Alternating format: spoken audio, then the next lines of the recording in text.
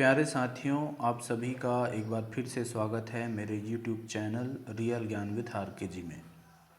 दोस्तों, मैंने विशेषण से संबंधित पहले लेक्चर में आप सभी को विशेषण और विशेषण के प्रकार के बारे में बताया है। तो कुछ प्रकार जो हैं छूट गए थे, उसको हम देखेंगे इस वीडियो लेक्चर में। तो जैसा कि मैंने आपको 4 प्रकार के दृष्टिकोण से विशेषण का विभाजन बताया, जिनमें से हमने वाक्य पदक्रम की दृष्टि से विशेषण को देखा, उद्देश्य विशेषण और विधेय विशेषण। उसी तरह अर्थ की दृष्टि से 4 प्रकार के विशेषण देखे, गुणवाचक, संख्यावाचक, परिमाणवाचक और सार्वनामिक या संकेतवाचक विशेषण। इसके बाद हम हमारे तीसरे प्रकार और चौथे प्रकार के विशेषण को इस वीडियो लेक्चर के माध्यम से देखेंगे।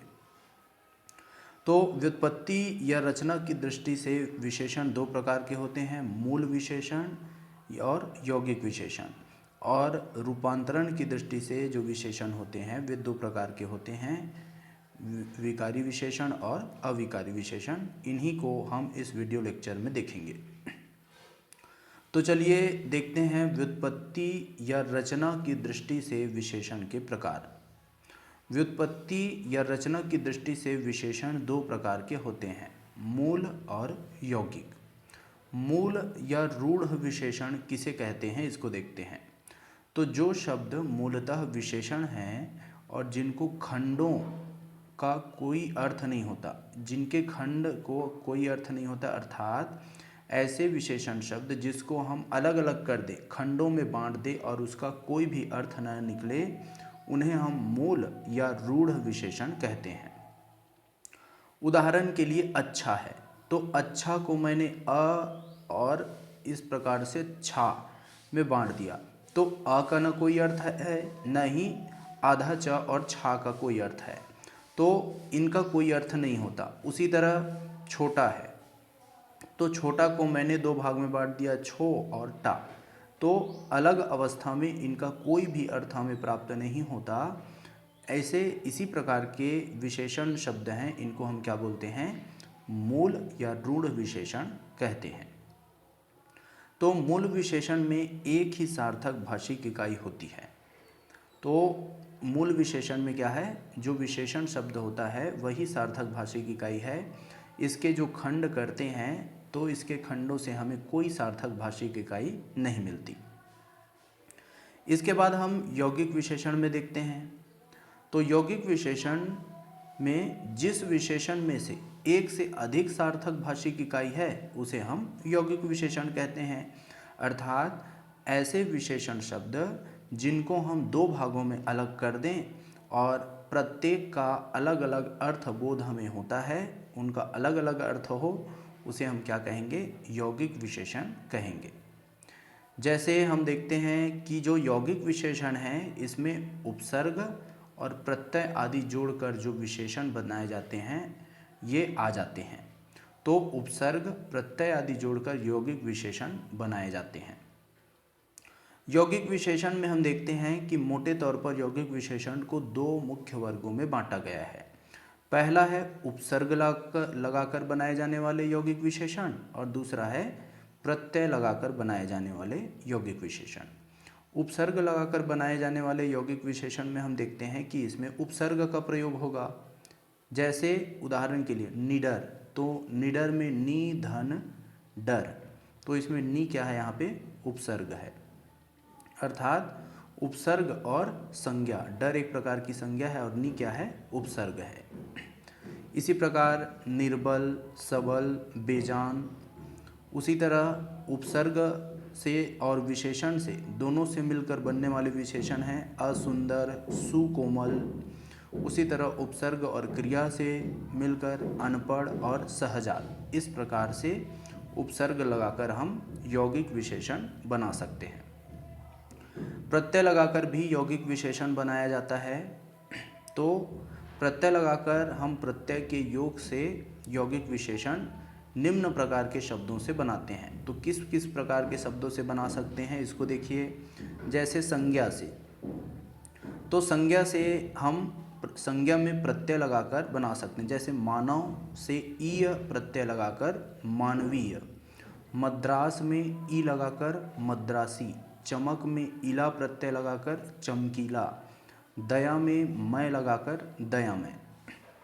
इसी प्रकार से सर्वनाम में हम लगा सकते हैं यह से इस, इतना, ऐसा, वह से उस, उतना, वैसा, कौन से किस, कितना, कैसा, जो से जिस, जितना, जैसा। उसी तरह तो से हम देखते हैं तो से तिस, तितना, तैसा। तो इस प्रकार से सर्वनाम से, संज्ञा से, मूल विशेषण से भी हम बना सकते हैं प्रत्यय लगाकर। तो मूल विशेषण शब्द से जैसे नीला है, नीला से नीलाभ, पीत से पीलाभ, पीताभ, और हरा से हरित। उसी तरह क्रिया से हम क्रिया में प्रत्यय जोड़कर लगा सकते हैं, बना सकते हैं प्रत्यय विशेषण। डरना से डरावना, कमाना से कमाऊ, मरना से मृत या मरा या मरता, पढ़ना से पढ़ने वाला। इसी प्रकार अव्यय में भी हम प्रत्यय लगाकर बना सकते हैं। दूर से दूरवर्ती, बाहर से बाहरी, ऊपर से ऊपरी।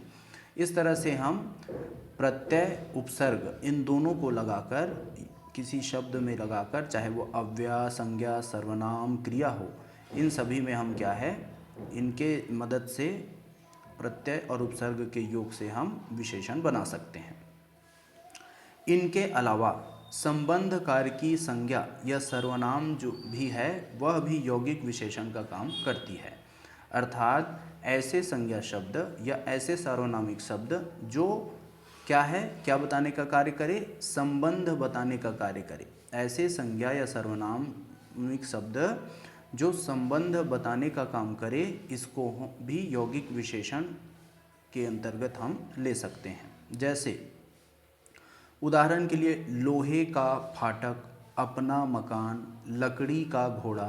तो यहाँ पे लोहे का, अपना, लकड़ी का, ये सभी क्या है, विशेषण का कार्य कर रहे हैं। तो इसको भी हम यौगिक विशेषण के अंतर्गत लेंगे। कभी कभी दोस्तों यहाँ पे समास के द्वारा भी यौगिक विशेषण बनते हैं। जैसे लख पति, दू नाली।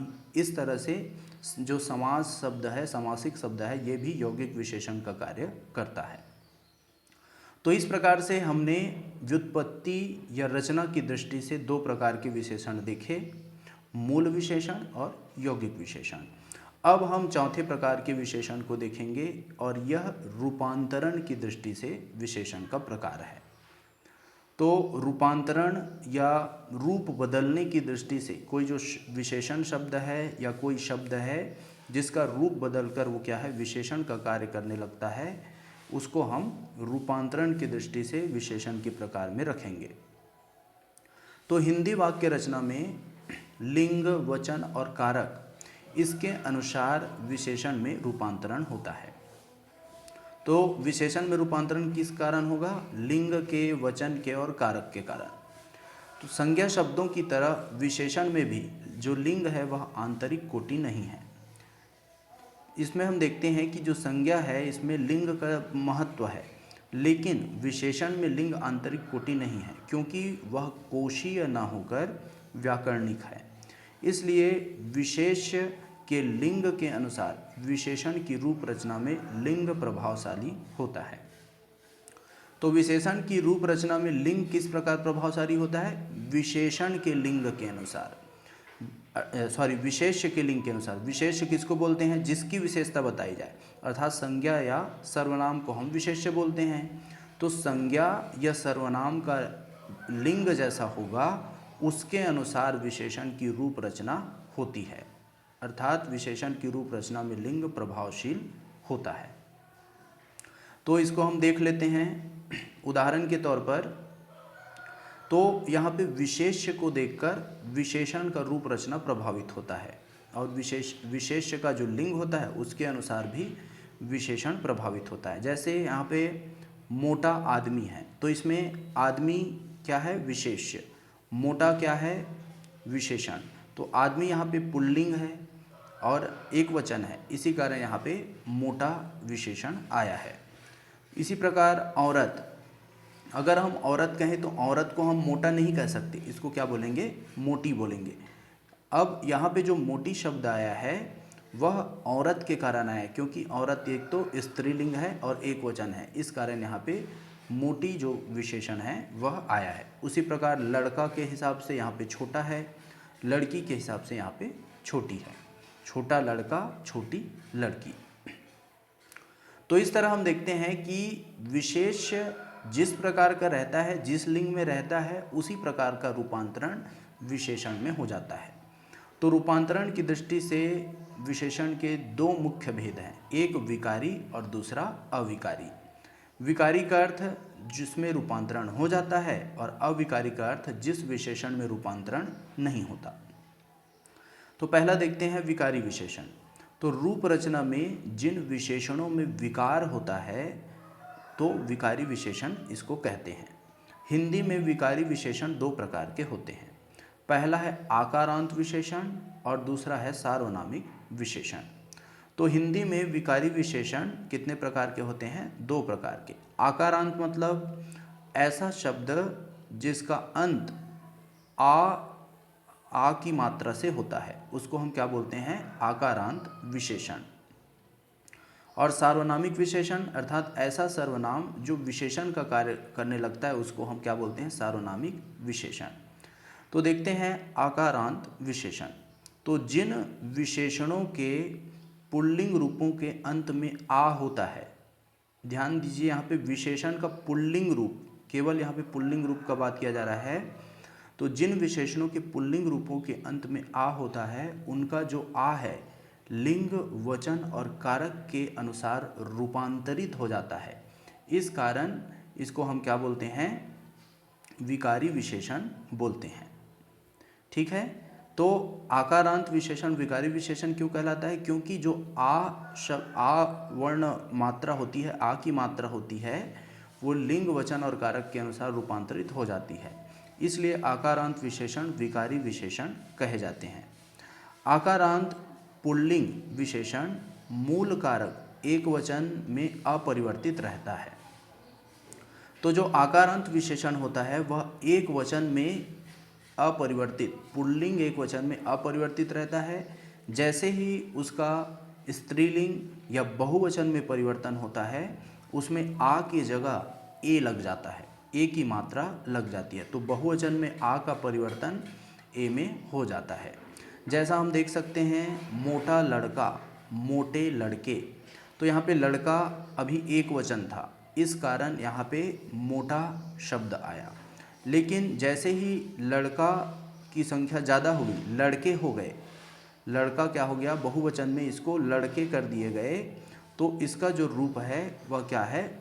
मोटे शब्द यहाँ पे आ गया। तो इस तरह से हम देख सकते हैं। उसी तरह मोटे लड़के ने, मोटे लड़कों ने। तो इसमें देखिए, इसमें केवल मोटे का प्रयोग हुआ है बहुवचन के लिए। तो पहले मोटा था एक वचन में, तो ये क्या है? आकारांत था।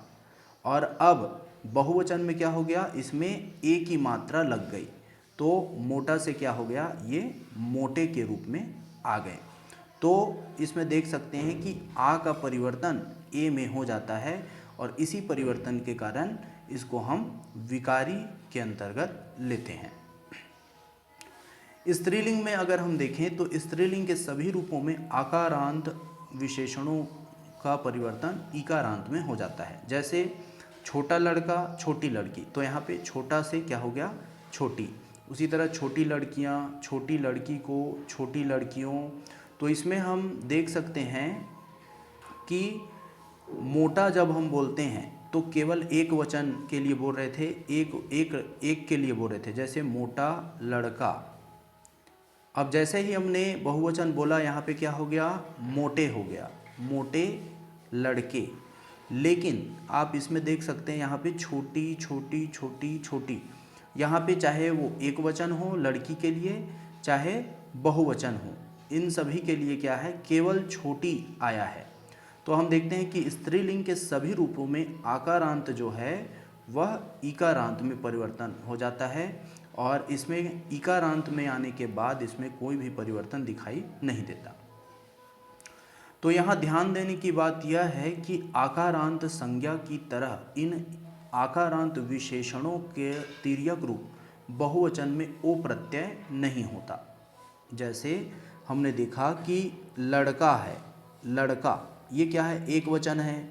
अब ये क्या है, लड़का संज्ञा है। अब हम इसको बहुवचन बनाना चाहेंगे तो संज्ञा किस में बदल जाता है, या तो इसका ए में बदल जाता है या ओ की मात्रा इसमें लग जाती है। जैसे लड़का का बहुवचन क्या हो जाएगा, लड़कों। तो इस तरह से इसमें चेंज हो गया। लेकिन ओ जो प्रत्यय है वो संज्ञा की तरह विशेषणों के तिर्यक रूप में चेंज नहीं होता। लेकिन यदि विशेषणों का प्रयोग संज्ञा के जैसे हो, संज्ञा के जैसे हो, तो तिर्यक विशेषण संज्ञा की का रूप धारण कर लेता है। कहा यह जा रहा है कि विशेषण का जो रूप है संज्ञा की तरह ओ लगकर बहुवचन नहीं बनता। लेकिन अगर कोई विशेषण है और यह जो विशेषण है ये संज्ञा के रूप में प्रयुक्त होता हो, संज्ञा के रूप में अगर आ गया हो, तो संज्ञा में जो परिवर्तन होता है उसी प्रकार से विशेषण में भी परिवर्तन हो जाता है, बशर्ते ये संज्ञा के रूप में आता हो तब। तो अगर विशेषण का प्रयोग संज्ञावत होता है तो तिर्यक विशेषण संज्ञा का रूप धारण कर लेता है। जैसे बड़ा आया, बड़े आए, इस तरह से यहाँ पे देखो आया संज्ञा है, देखो यहाँ पे देखो बड़ा क्या है, यहाँ पे विशेषण है, लेकिन बड़ा का प्रयोग किस रूप में हुआ है, संज्ञा के रूप में। बड़ा आया, बड़े आए। तो यहाँ पे जो बड़ा है इसका परिवर्तन किस में हो गया, बड़े में, क्योंकि ये क्या है, संज्ञा का काम कर रहा है। उसी तरह तो इसमें हमने मूल कारक देखा, बड़ा आया, बड़े आए, ये मूल कारक है। अब उसी तरह हम देखते हैं तिर्यक कारक। तो तिर्यक कारक में बड़े ने बात कही, बड़ों ने बात कही।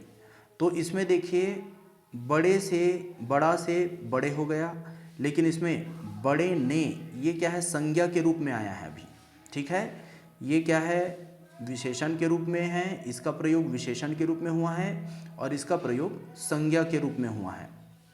तो संज्ञा के रूप में इसका प्रयोग हुआ है, इस कारण यहाँ पे ओ की मात्रा लग गई। जैसे बड़े ने बात कही और बड़ों ने बात कही, तो यहाँ पे ओ की मात्रा लग गया, क्योंकि यहाँ पे जो बड़ा विशेषण है इसका प्रयोग संज्ञा के रूप में किया गया है। तो निश्चित ही आपको समझ आ गया होगा, एक बार और वीडियो को देखेंगे तो आराम से समझ आ जाएगा। इसके बाद हम देखते हैं सार्वनामिक विशेषण। तो आकारांत विशेषण देख लिया विकारी के अंतर्गत, अब हम देखते हैं सार्वनामिक विशेषण। तो सार्वनामिक विशेषण भी वचन और कारक के अनुसार उसी तरह संरचित होता है जिस तरह ऐसे सर्वनामों की रूप रचना होती है। जैसे हम देखते हैं वह लड़का, तो मूल एक वचन में वह है, उसके बाद वे लड़के हो गया, मूल बहुवचन में वे हो गए। उसी तरह उस लड़के से, ये क्या है, तिर्यक एक वचन में उस लड़के से, ये हो गया। उसके बाद हम देखते हैं तिर्यक बहुवचन में क्या हो गया, उन लड़कों से, ये क्या है, तिर्यक बहुवचन में हो गया। तो यहाँ पे वह, वे, उस, उन, इन सभी का प्रयोग क्या है, सर्वनामिक विशेषण के रूप में हुआ है। ये सर्वनाम है लेकिन विशेषता बताने का कार्य कर रहे हैं। तो मूल एक वचन में यहाँ पे वह है, लेकिन मूल बहुवचन में वे हो गया, तो वह का परिवर्तन वे में हो गया, अर्थात यह विकारी है। उसी तरह एक वचन में हम देखें तो उस था और बहुवचन में क्या हो गया, उन हो गया, तो उस का परिवर्तन किस में हो गया, उन में हो गया।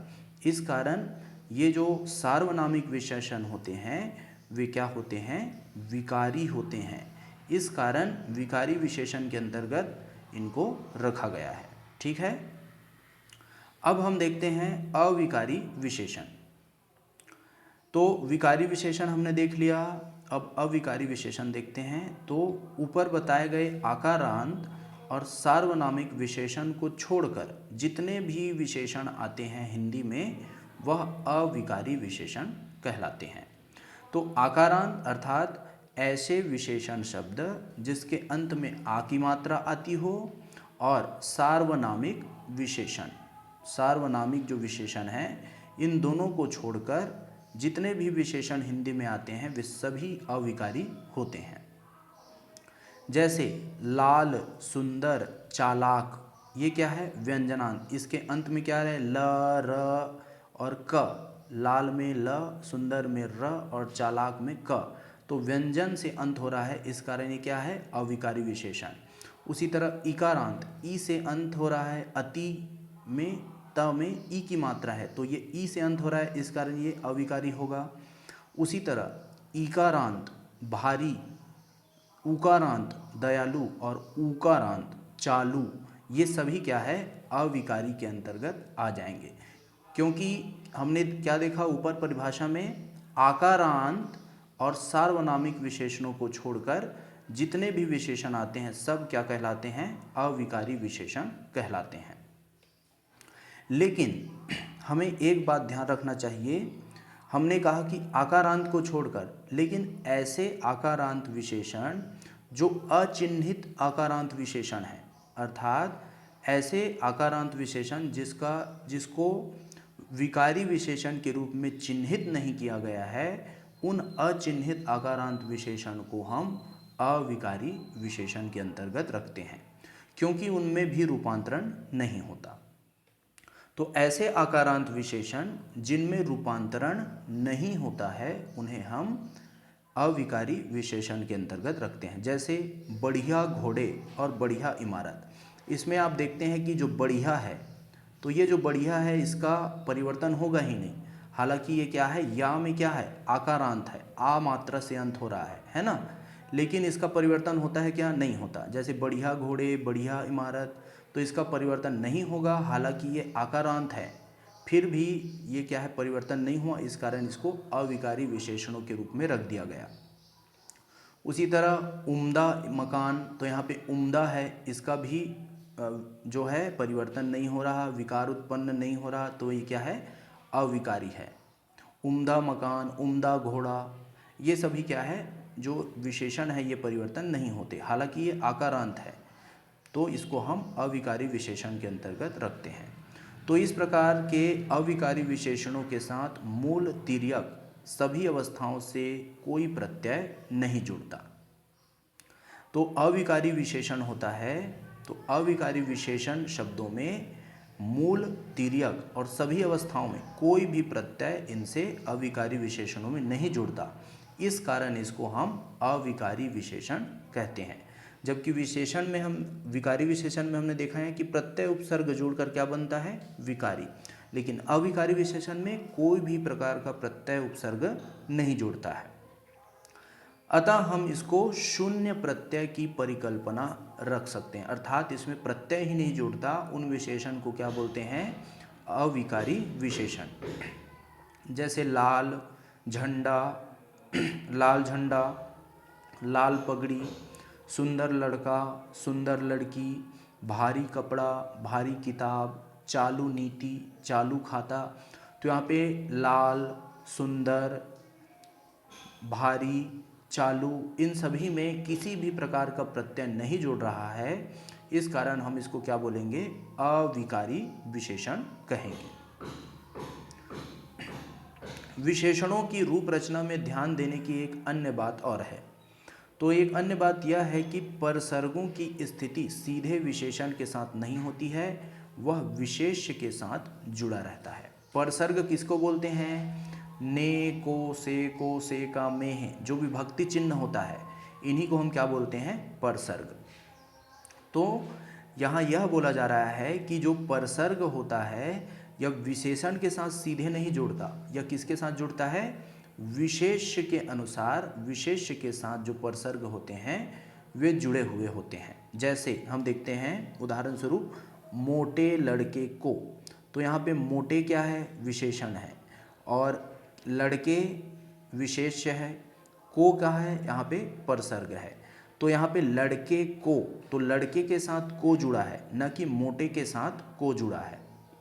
तो यही बोला जा रहा है कि सीधे रूप से विशेषणों के साथ परसर्ग नहीं जुड़ते, वे विशेष्य के साथ जुड़े रहते हैं जो परसर्ग हैं। उसी तरह अन्य उदाहरण है चालू खाते में, लाल पगड़ी पर, बड़ी किताबों में आदि। तो ये किताबों में जुड़े हैं, न कि बड़ी में जुड़े। ठीक है। तो अतः विशेषणों के संदर्भ में परसर्ग का जो भी उल्लेख किया जाता है विशेष्य की स्थिति को ध्यान में रखकर किया जाता है। लेकिन जब विशेषण ही संज्ञा के रूप में प्रयुक्त हो, यहाँ पे ये संज्ञा है, जब विशेषण किसके रूप में प्रयुक्त हो, संज्ञा के रूप में प्रयुक्त हो, तब जो है वह विशेषण पद के साथ परसर्ग जुड़ जाता है। ठीक है। तो जब विशेषण के रूप में प्रयुक्त होता है तो उसके साथ सीधे तौर पर परसर्ग नहीं जुड़ता, और अगर विशेषण संज्ञा का काम करने लगता है तो उसके साथ परसर्ग सीधे रूप में जुड़ सकता है। जैसे बड़ों का आदर करो, तो यहाँ पे जो बड़ों है ये क्या है, संज्ञा का रूप में है, न कि विशेषण के रूप में है। तो ये विशेषण लेकिन ये संज्ञा का काम कर रहा है, इस कारण बड़ों के बाद यहाँ पे का जुड़ गया, बड़ों का परसर्ग यहाँ पे जुड़ गया। ठीक है। तो विशेषण जब संज्ञा का काम करते हैं या विशेष्य का काम करते हैं तभी इनके साथ परसर्ग जुड़ते हैं। उसी तरह वीरों से मुलाकात हुई आदि, इनसे हम समझ सकते हैं। तो यहाँ पे वीर क्या है, वीर विशेषण है, लेकिन यहाँ पे वीरों जो शब्द है ये क्या है, किसका प्रतिनिधित्व कर रहा है, संज्ञा बन गया है, इस कारण यहाँ पे जो से परसर्ग है इससे जुड़ गया। तो इस तरह से दोस्तों हमने सर्वनाम के बारे में पूरा देख लिया, सर्वनाम के प्रकारों के बारे में अच्छे से जान लिया। तो निश्चित रूप से आपको समझ आ गया होगा कि इस लेक्चर में कि व्युत्पत्ति की दृष्टि से मूल और यौगिक कौन से विशेषण होते हैं और रूपांतरण की दृष्टि से विकारी और अविकारी विशेषण किस प्रकार के होते हैं। तो आज के लिए इतना ही, धन्यवाद।